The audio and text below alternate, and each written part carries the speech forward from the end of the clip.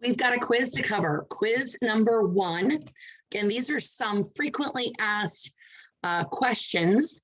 And because we do have to answer some test questions per Iowa code, since you're doing this online, I thought I would review some things and then we'll test your memory so you can get some of those questions out of the way right after this quiz. So the first one is, these are all true or false. Is the code of ethics based on the caveat emptor concept? Now, if my Latin is horrible and I butchered that, please still forgive me. Please still love me. What that means is, are the code of ethics based on buyer beware is what that really means. And of course, that is a false statement. The whole reason we have the code of ethics is so that we make sure that we're giving proper disclosure. And one of the big beauties of the code of ethics is it promotes representation of our clients, because back in the day, before we had a lot of these ethics, we didn't really have separate buyer and seller representation. Now that's kind of the lay of the land now. It's very, very common. And most of the time, there is separation between both parties. And that is to protect the buyer. Back in the day, I think sellers probably got more love in a transaction and more representation. And again, the buyers were just kind of put out there to be aware on their own. So that's a false statement. Realtors have an obligation to protect and promote the interests of their clients, regardless of any effect on any other party or realtor. Now, I know we all want to be great advocates for our clients. However, this is actually a false statement.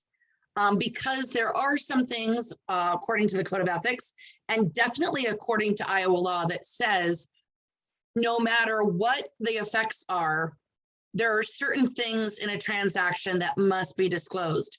Those are those material adverse facts,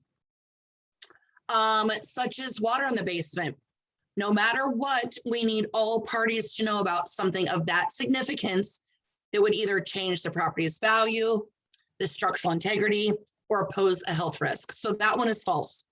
The next one is, at the time the Code of Ethics was adopted, there were no real estate licensing laws. This is actually true. At the time the Code of Ethics was adopted in 1913, which I'm sure you remember from our little history section that you reviewed earlier, there were a lot of states that did not have licensing laws. And there were these folks called curbstoners that would sometimes come to town. They'd sell a parcel of land over and over and over and over. There was no recording system. So there was no accountability as to who actually owned that property and had the rights to sell it. So the Code of Ethics became a huge play. And both of them, I think, kind of bounce off in terms of standards. A lot of the things we read in our ethics standards are also a part of our state laws. There's a lot of continuity. The next one is, the Code of Ethics was adopted to establish standard of conduct in the industry. And of course, that is a true statement. And my recommendation, again, this is just a recommendation, is do you promote that you review and that you are a member of the National Association of Realtors in your marketing when you talk to your clients?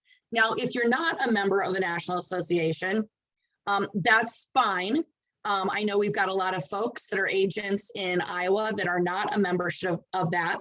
And of course, that's a choice. You can be licensed in Iowa and not have to be a member of the National Association or Iowa Association of Realtors or your local board, or you can choose to be a part of it.